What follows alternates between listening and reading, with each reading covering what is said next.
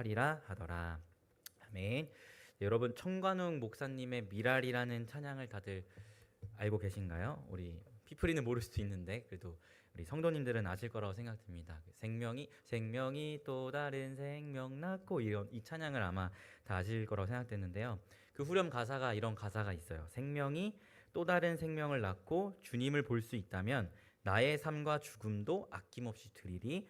죽어야 다시 사는 주의 말씀 믿으며 한 알의 미랄이 되어 썩어지리리. 예수님처럼 살아가게 하소서. 이런 가사가 있습니다. 제가 어제 우연히 이 찬양을 듣게 되었는데요. 그런데 이 생명이 또 다른 생명을 낳고 주님을 볼 수 있다면 나의 삶과 죽음도 아낌없이 드리겠다라는 이 가사가 제 머리로는 공감이 되는데 가슴 깊이에서 우러나오는 공감이 없는 저의 모습을 보게 되었어요. 그러면서 하나님 앞에 그런 기도를 드렸던 것 같아요. 하나님, 저는 분명하게 저의 삶과 죽음을 하나님의 나라와 한 영혼을 위해 아낌없이 드리겠다라는 이 말에 공감하고 아멘으로 고백하는데 왜 가슴속 깊은 곳에서 우러나오는 공감은 없을까요? 라는 하나님께 그런 기도를 드렸습니다. 그때 하나님께서 저에게 주신 마음이 있었는데 어떤 마음이었냐면, 예찬아, 살고 싶은 것과 살아가는 것은 다르다라는 마음을 주셨어요. 우리 모두 마음 안에 예수님의 그 생명을 한 영혼이 알게 되고 그 영혼이 예수님을 볼 수 있다면 나의 삶과 죽음도 아낌없이 주님께 드리겠다라는 이런 그런 소원하는 마음들이 있죠. 그리스도인이라면 누구나 그런 마음을 가지고 있을 거라고 생각됩니다. 그런데요, 이렇게 살고 싶은 마음과 살아가는 것은 다르다는 것을 하나님께서는 말씀하고 계신 것이죠. 우리가 만약 정말 한 영혼이 예수님께 돌아오는 것을 위하여 나의 만족과 나의 유익을 포기하고 정말 한 알의 밀알과 같이 썩어지는 그러한 삶을 실제적으로 살고 있다면 그때 우리는 이 머리에서만 그렇죠, 그렇게 살고 싶어요 라는 그런 공감이 아니라 가슴에서 우러나오는 공감을 경험하게 될 것이라고 저는 확신합니다. 그리고 그 가슴 깊은 곳에서 우러나오는 공감을 할 때 아마 우리의 반응은 눈물로 나아가는 것이 우리의 반응이지 않을까라는 생각을 하게 되는데요. 왜냐하면 내가 하나님의 말씀에 부합한 삶을 살고 있다라는 그 기쁨에서 오는, 내가 하나님께 순종하고 있다는 것에서 오는 그 기쁨과, 하지만 반면에 그 삶이 너무나 쉽지 않기에 힘듦에서 오는 그 어려운 복합적인 마음들이 막 이렇게 복잡 미묘하게 일어나면서 뭔가 그런 가슴속 깊은 곳에서 감정이 올라온다면 아마 눈물밖에 나오지 않지 않을까라는 생각이 저는 들게 되더라고요. 아무쪼록 우리는 너무나 예수님처럼 살고 싶다라는 그 고백을 하고 그런 마음을 가지고 있지만 이 삶을 실제적으로 살아가는 것까지 나아가는 것에는 조금 부족하진 않은가라는 생각을 돌아보게 되는 어제였습니다. 여러분은 어떠신가요? 여러분은 여러분의 삶 속에서 그리스도인으로서 예수님처럼 하늘의 미랄이 되어 썩어지는 이러한 삶을 살고 싶으신 마음이 있으신가요? 있으시다면 한 발 더 나아가서 그 살고 싶다는 그 마음이 여러분의 삶의 이야기 속에 실제적으로 나타나고 계신지 여러분에게 여쭤보고 싶습니다. 사실 오늘 함께 읽은 이 요한계시록 10장의 말씀은 이 예수님의 초림과 재림 사이를 살아가는 하나님의 교회가 어떻게 살아가야 하는지에 대한 말씀을 해주고 있는데요. 우리가 세대통합 예배 때 계속해서 요한계시록을 보고 있는데 특별히 계시록에는 3가지의 심판 시리즈가 나온다고 여러분에게 말씀드렸어요. 그래서 인심판 시리즈, 나팔심판 시리즈, 대접심판 시리즈, 이렇게 3가지가 나온다고 말씀드렸습니다. 이 3가지가 나오는 것은 시간의 순서에 따라 나오는 게 아니고 똑같은 이야기를 3번 반복하는 거라고 말씀드렸죠. 대신 초점을 다르게 해서 이야기하고 있다고 말씀드렸습니다. 그래서 6장에 나오는 인심판은 하나님의 성도들에 대한 초점을 가지고 이야기하고 있다면 8장부터 나오는 나팔심판은 예수를 믿지 않는 악인들에 대한 초점을 두고 이야기하고 있다라고 말씀드렸어요. 그래서 여러분이 기억나실지 모르겠지만 인심판을 살펴볼 때 우리가 첫 번째부터 6번째 인심판까지 보고 나서 그 사이에 광고 타임이 있었다라고 여러분에게 말씀드렸습니다. 1번부터 6번까지 심판을 하고 광고 타임이 한번 나오고 7번째 심판이 이루어지는 이런 구조를 가지고 있다라고 말씀드렸어요. 사실 오늘도 마찬가지예요. 나팔 심판도 1번부터 6번까지의 심판을 하고 광고 타임이 한번 있고 그 다음에 7번째 나팔 심판이 진행되는 것을 우리가 보게 됩니다. 신학적으로 이 광고 타임을 막간이라고 부르는데요.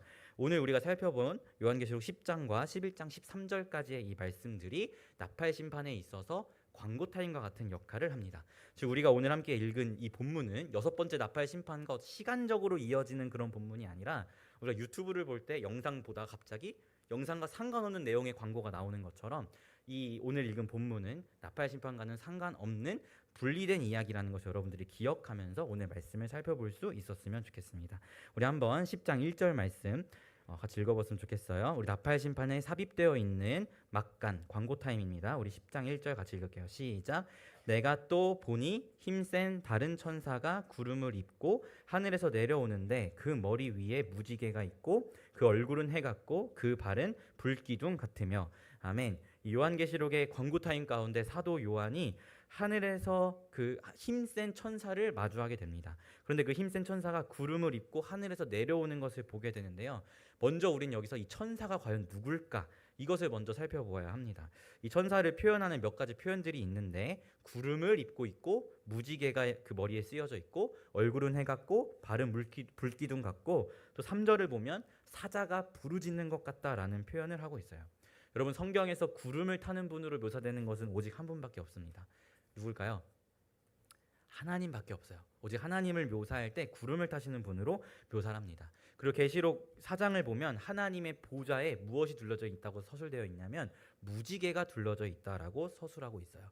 또 계시록을 보면 예수 그리스도에 대해서 설명할 때 유다의 사자라고 설명합니다. 그럼 이 구름을 입고 있고 무지개를 쓰고 있고 사자와 같이 부르짖는 이분은 과연 누굴까요?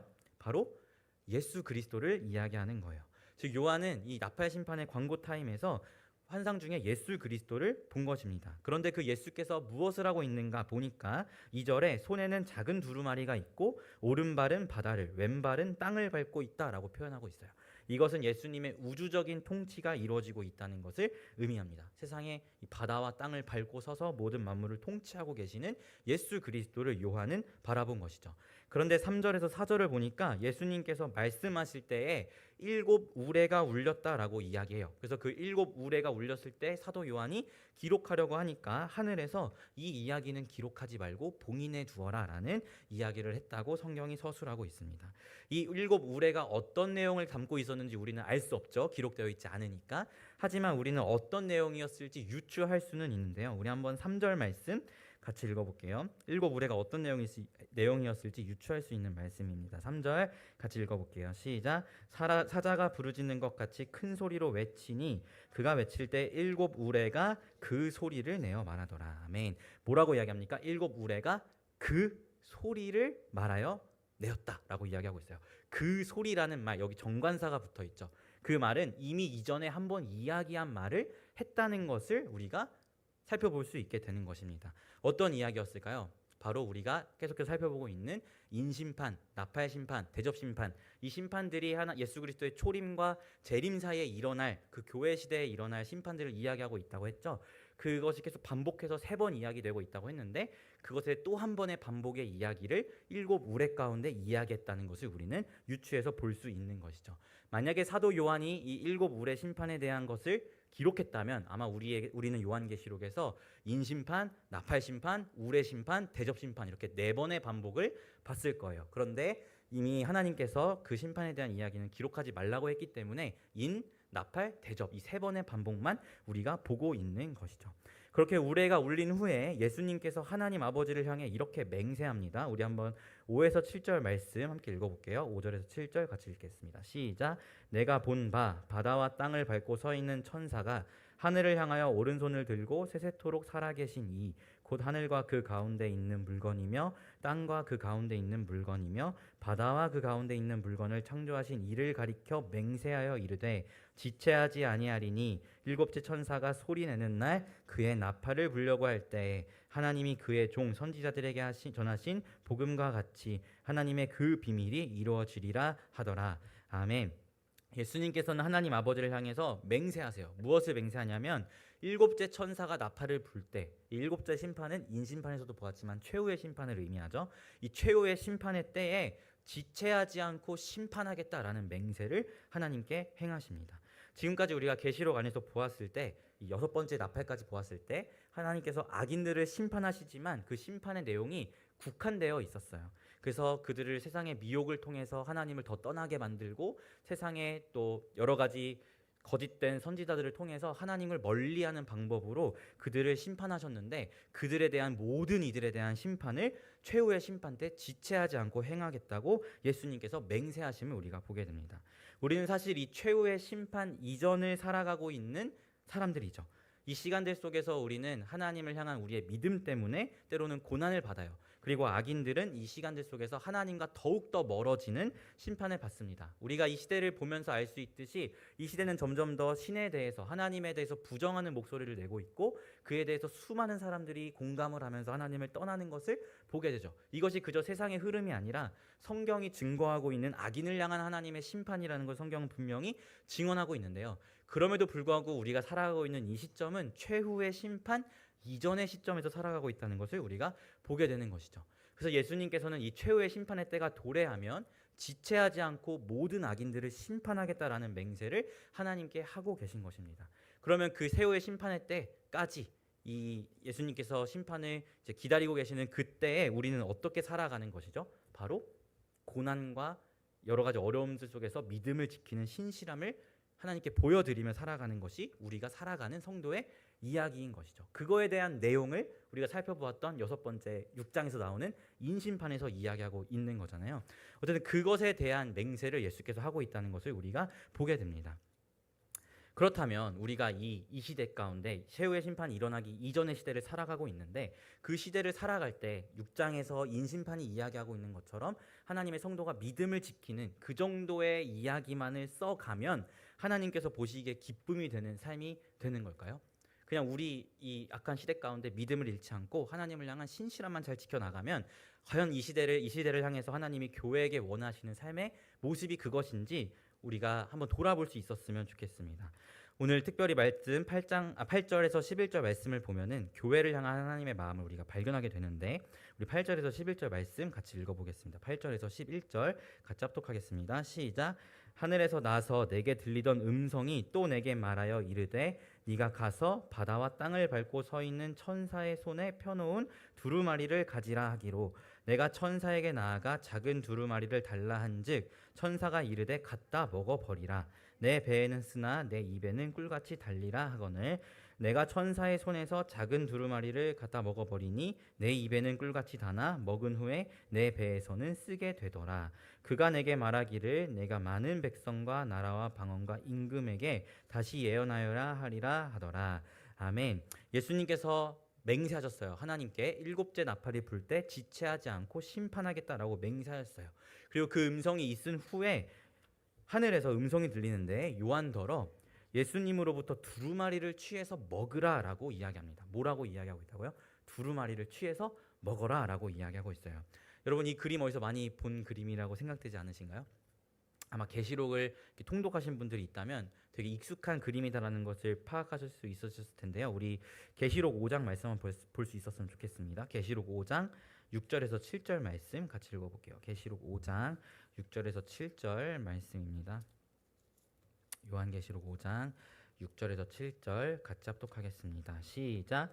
내가 또 보니 보좌와 내 생물과 장로들 사이에 한 어린 양이 서 있는데 일찍이 죽임을 당한 것 같더라. 그에게 7뿔과 7눈이 있으니 이 눈들은 온 땅에 보내심을 받은 하나님의 7 영이더라. 그 어린 영이 나와서 보좌에 앉으신 이의 오른손에서 두루마리를 취하시니라. 아멘. 5장에서 하나님으로부터 누가 두루마리를 취하나요? 죽임당한 어린 양 예수 그리스도가 하나님으로부터 두루마리를 취하십니다. 그런데 그분께서 두루마리를 취하실 수 있었던 이유가 뭐냐면 5장 5절에 나와 있는데, 유다 지파의 사자 다윗의 뿌리가 이겼기 때문에 취할 수 있다라고 이야기하고 있어요. 다윗의 뿌리가 이길 수 있었던 이유가 뭐죠? 바로 5장 6절 말씀처럼 죽임을 당함, 십자가에 죽으시고 부활하심으로 승리하셨기 때문에 하나님으로부터 두루마리를 취했다라는 것을 우리가 말씀을 통해서 보게 되는 것이죠. 그렇다면 이 두루마리의 내용이 무엇일 것 같으세요? 십자가의 죽음과 부활로 하나님으로부터 두루마리를 취했다면 이 두루마리 안에 적혀있는 내용은 어떤 내용일까요?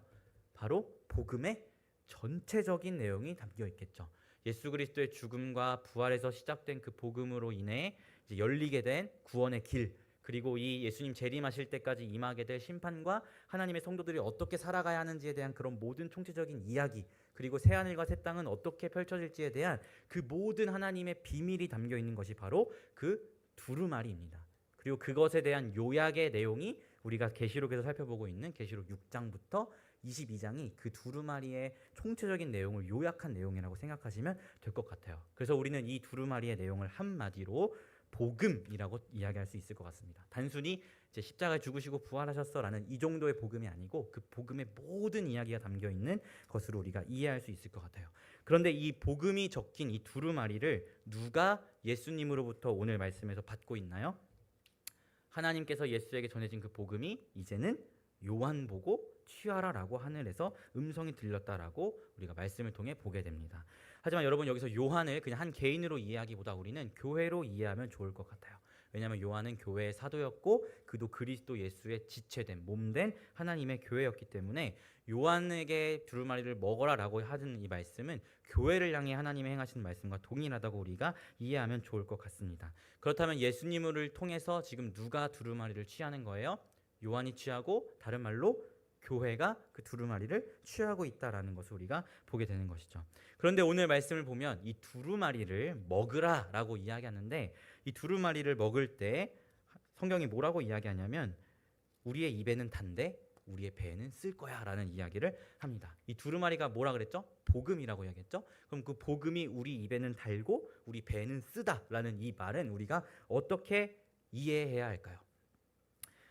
우리가 조금만 생각해보면 알 수 있을 것 같은데, 복음은 우리에게 구원을 주는 하나님의 능력의 말씀입니다. 그렇기 때문에 우리에게는 꿀과 같이 달콤해요. 우리의 영혼을 살리고 우리가 하나님의 자녀가 되는 그런 복된 소식을 담고 있기 때문에 그 복음이 우리 입에는 너무나 달콤합니다. 그래서 그 복음의 은혜가 감사해서 우리가 복음의 증인으로 살아가고자 세상 가운데 나아갈 때 우리가 무엇을 경험하죠? 그 가운데에서 세상의 조롱과 멸시와 무시, 비난을 경험하죠. 나의 입에는 너무나 달콤했는데 그 복음을 내가 소화시켜서 세상에 증거하니까 그 달콤함이 다가오는 것이 아니고 세상의 무시와 조롱과 멸시라는 쓰라림이 우리에게 다가온다는 거예요. 그것이 오늘 하나님께서 말씀을 통해 요한에게 두루마리를 먹어라, 너의 입에는 달지만 너의 배에는 쓸 것이다 라는 그 말씀의 의미라는 것을 우리가 보게 됩니다. 하나님은 예수님께서 지체하지 않고 심판하실 그때가 도래할 때까지 우리에게 복음을 맡기시면서 이것을 먹어라 라고 말씀하고 계신 거예요.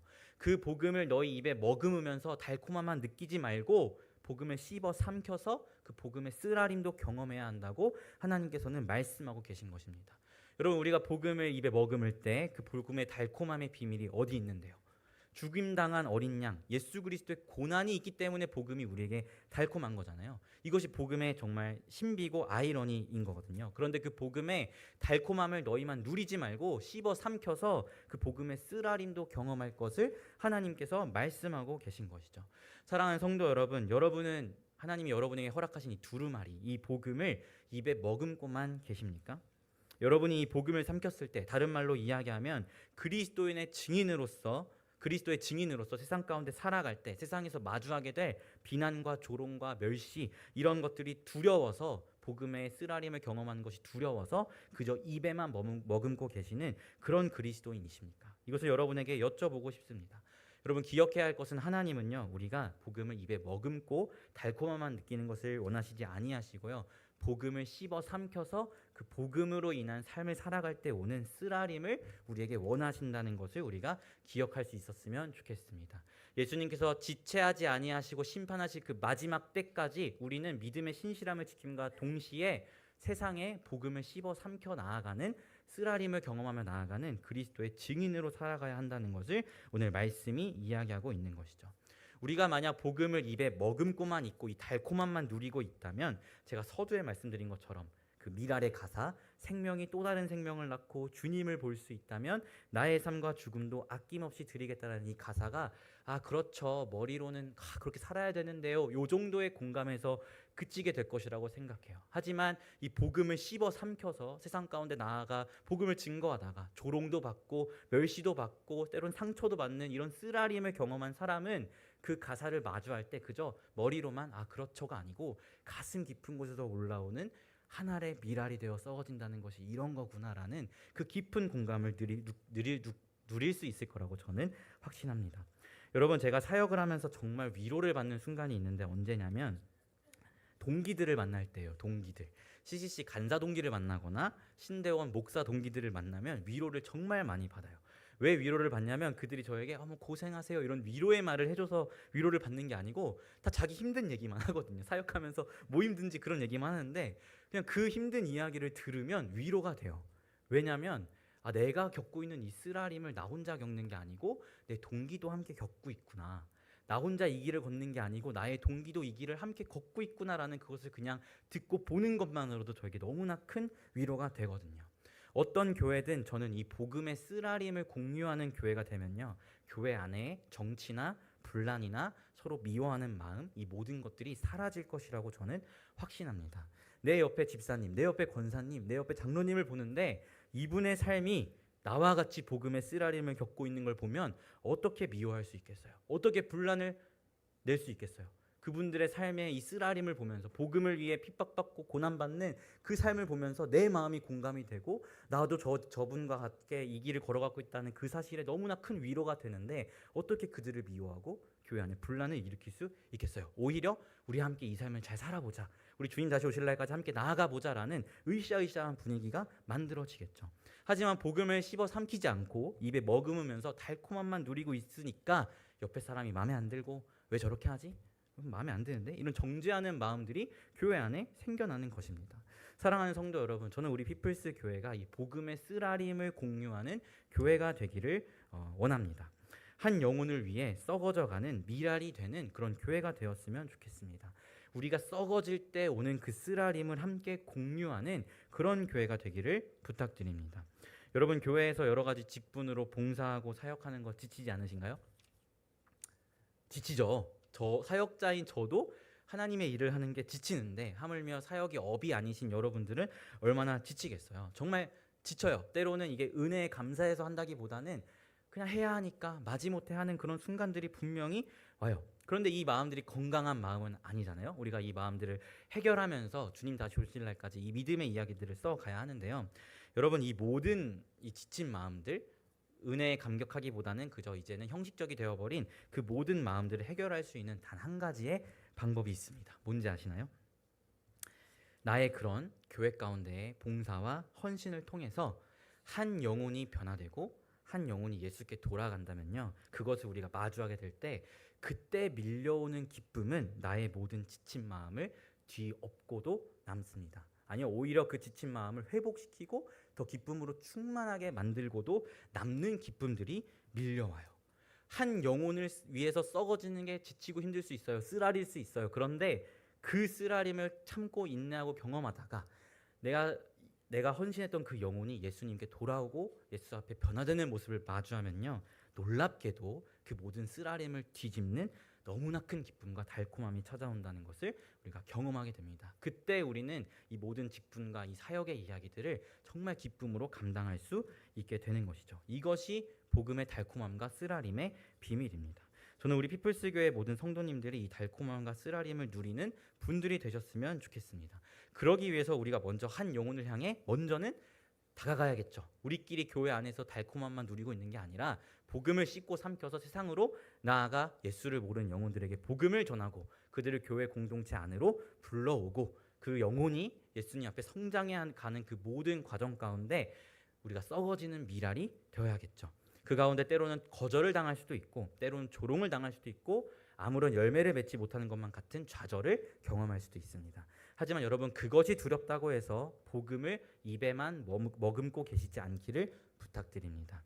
꿀꺽 삼켜서 그 복음의 쓰라림도 깊이 경험하시는 여러분들이 되셨으면 좋겠습니다. 학교에서, 직장에서 그리스도인인 것을 숨기고 계시다면 떳떳하게 드러내십시오. 그리고 그 가운데에서 내가 그리스도인으로서의 삶의 모습을 증명하십시오. 결코 쉽지 않아요. 그리스도인이기 때문에 편법을 쓸 수 없고 그리스도인이기 때문에 학생들, 다른 친구들과 또는 직장의 다른 동료들과 다른 모습을 보여줘야 하기 때문에 크나큰 쓰라림이 올 수 있어요. 하지만 그것이 이 마지막 때를 살아가는 성도에게 요구하시는 하나님의 명령이라는 것을 기억하셨으면 좋겠습니다. 사랑하는 성도 여러분, 피플스 교회에 하나님께서 허락하신 권세는 복음입니다. 이 복음의 달콤함과 쓰라림을 공유하시면서 우리 교회를 통하여 한 영혼이 예수께 돌아올 수 있다면 나의 삶과 죽음도 아낌없이 드리겠다라는 이 고백이 가슴 깊이에서 우러나오는 그런 교회, 쓰라림을 함께 공유하는 교회, 그런 교회가 되기를 예수님의 이름으로 축원합니다. 아멘. 우리 함께 기도하도록 하겠습니다. 하나님, 그렇습니다. 하나님께서 마지막 때를 살아가는 하나님의 교회를 향하여 명령하고 계신 것은 복음의 달콤함과 쓰라림을 함께 공유하라라는 것입니다. 아버지를 사랑하는 피플스 교회가 복음을 입에만 머금고 있는 교회가 아니라 씹어 삼켜서 복음의 쓰라림을 함께 공유하는 교회가 되었으면 좋겠습니다. 우리가 세상 가운데 예수 그리스도의 이름을 위하여 살아가는 그런 모습을 보여줄 수 있도록 인도하시고 복음의 증인으로 살아갈 수 있도록 도와주시고 그 가운데 경험하게 되는 조롱과 멸시, 비난과 핍박이 있다 할지라도 그 쓰라림을 함께 공유하면서 주님 다시 오실 날까지 하나님의 기쁨이 되는 교회가 될 수 있도록 우리에게 허락하신 이 복음의 권세를 온전하게 누리며 나아가는 교회가 될 수 있도록 인도하여 주시옵소서. 감사드리며 예수님의 이름으로 기도합니다.